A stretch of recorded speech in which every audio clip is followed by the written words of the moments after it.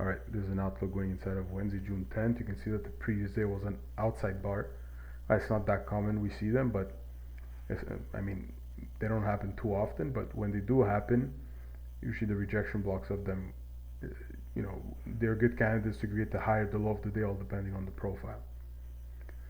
You can see that the high of day was created at 25% of the premium SIBI and the low of day at 50% of the discount BISI. This is a weekly fair value gap. Overall, the range of the bullish order block is still holding. Price is still not, this is still not a breaker, right? Price only swept the range, did not close it.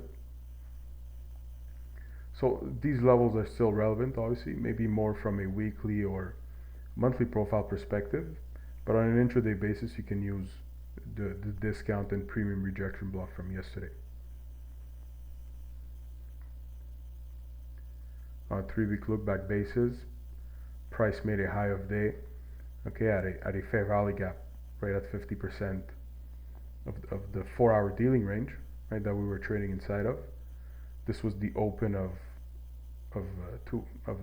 this was an NWALK 2 weeks ago, right? And at the open, price had expanded at the open, and price was sensitive to this price action, to this level many times. Right, expanded 50%, reaccumulates, distributes, eventually reaccumulates again inside of them, distributes out of it again. So if price is going to come back inside of this level, right, you want to see what happens, right? Does it consolidate, or right, does it reverse the range? And then this would be the draw liquidity. You can see that price created an order block here, right, at these levels. This is going to be relevant on the lower time frames, but you can already see that price trade inside of this level created a bearish order block, right, and a fair value gap. And in discount, price has rejected from the rejection block of the dealing range, right, the discount rejection block. 50% of this level is still holding, right? So it might get high resistance in here, okay? If price doesn't have speed going through this fair value gap, right? So if it doesn't do something like this at a key time of day, just starts essentially making it a balanced price range, then I suspect that price might be choppy, inside of these levels. Might do something like this if it's bullish. We'll look at, okay, well, let's look at the 3-day look back. Let me remove these levels for now. So price comes from a classic sell. Price comes from a bullish swing to Z, right? So expansion, accumulation, and yesterday saw a bearish New York reversal. So continuation of the trend, right? This is an expansion day. But, right, then here at around lunchtime, it trades into 50% of the weekly BISI and then reverses. How do you know reverses? Well, because these hourly profiles here, right, they're either classic sell or, some kind of expansion profile. And then instead of the PM session, you start getting classic buy profiles, right, and price inverts a fair value gap. Okay, so what's likely to come next, right? Expansion to consolidation. I would assume a scenario like this or a scenario like this, right? If it trades first into here, then might come back here and consolidate. I believe that's what's going to, I don't believe personally that price will expand through the range. I think that overall we're looking at the formation of a consolidation phase. I think that's what's happening because, price does come from expansion. Okay, so if price starts now creating a sell profile after a buy profile after a sell profile, always rejecting near range high or whatever's in premium and discount of this range, right? All depends on time of day, okay? But let's look at the previous range. Okay, we can start looking actually by looking at the 3-day look back. At 50%, there's an order block here. There's a 4-hour order block with a fair value gap to it, right? So this is a key premium level. If not, I mean, above that, it's pretty low resistance, right? So if price gets above that, it might just rally through the range.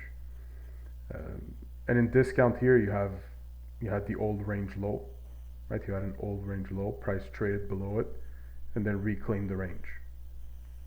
Here on the lower time frames, well, we'll look at what's inside of the previous day, right? What this expansion left inside of the lower time frames.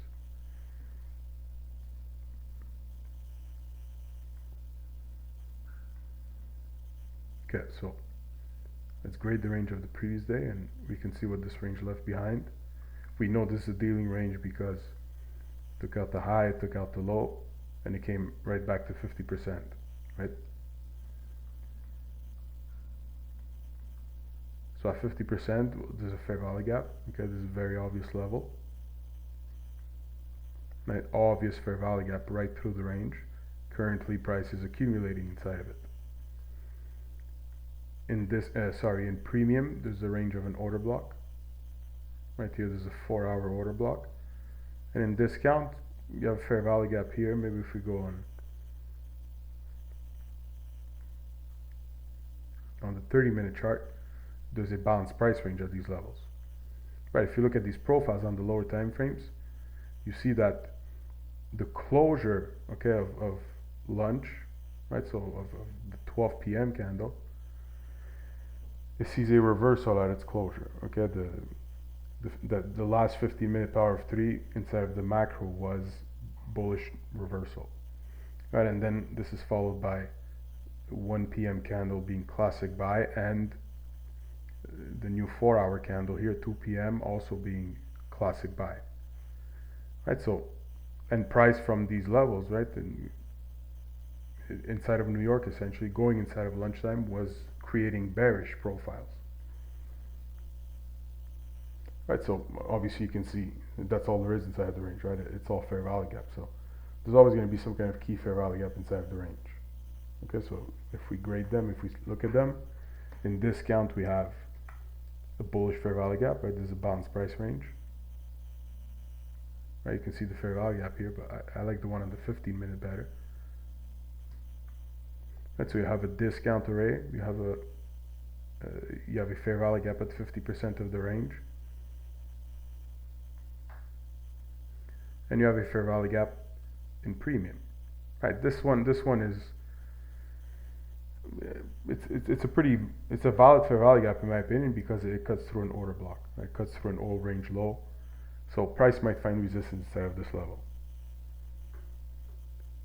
Now, all depending on what time of day does it trade inside of it, and then what does it do from it?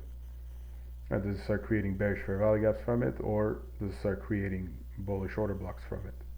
Right, same thing for this level. That's the idea. The idea is to try and identify the phase of expansions, right? You can identify that through the profiles. Try to blend that with the 4-hour. Okay, is it doing it at this level, or is it trading around this level? Right, you want to try and identify expansion profiles on the lower time frames from these levels.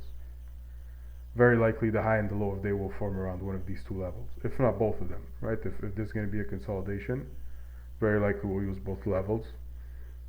We have one red at 50%, right? Consolidation phases tend to like to come back to these levels, so this could be also, in case of a consolidation day, a good level to find opportunities on the lower time frames.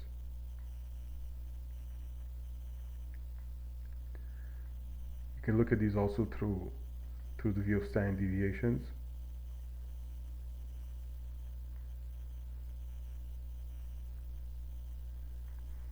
I can see that the levels, right, the standard deviations, they align with the PD rates of interest inside of the range, right? In discount at 50%, in premium, and then eventually range high. Okay, so it's going to be very important to see.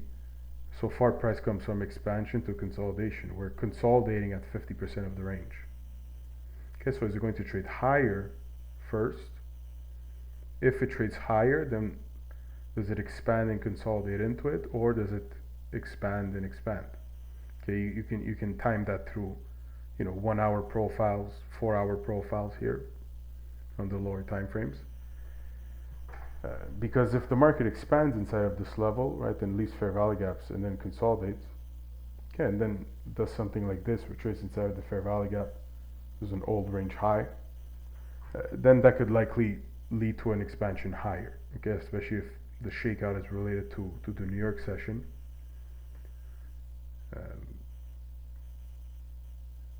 If not, right, there's this scenario. If price is really bullish, it doesn't need to come back here. I think it could only sweep this low, right, because there's an order block backing it. There's also the range of a breaker here, right? So far, price has respected this breaker. We'll have to see in time, right? At what time of day is it trading inside of, and what's the reaction out of it.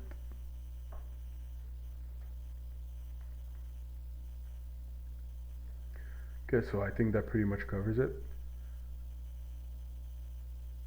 Look at standard deviations, key levels. Okay, so let's see what tomorrow gives.